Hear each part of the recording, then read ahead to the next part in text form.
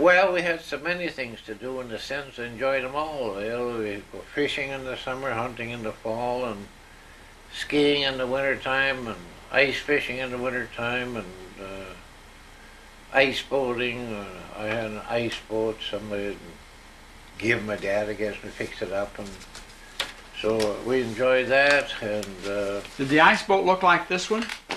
this is not an ice boat. This is a sail sleigh.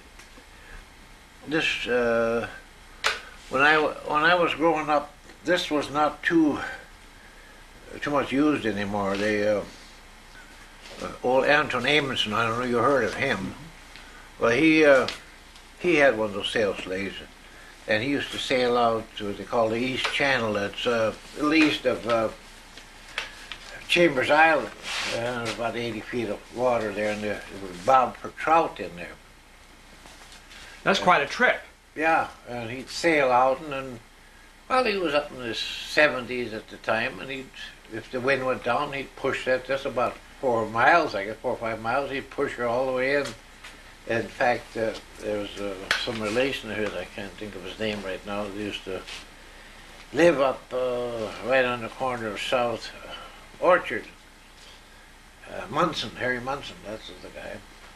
And they would sail out, and he couldn't walk very far. He was young, well, I suppose he was 40, 45 at the time. He'd get on the sleigh, and old Anton would have to push him too. Anton he was kind of, I don't know, it was nearsighted or farsighted, but he couldn't see very far. That must have been nearsighted, because he had a big long telescope like that he always carried, and every once in a while he'd get that out, stretch her out, and get his bearings, you know. How did they steer those sail sleighs? Those were steered with a. See, there was no. The runners on them were like a regular sleigh. They were supposed to be sharp, and they were canted a little bit to kind of hold them in position on ice, especially.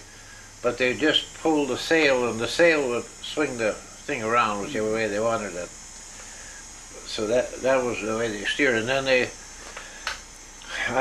you got the picture, I can show you on there. They got had what they called a lee board.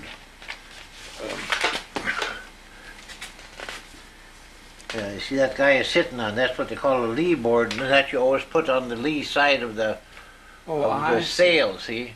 Mm-hmm. So when you balanced it when the wind blew against the sail so it wouldn't tip over, you were out on this lee board, which stuck out about 4 feet, see?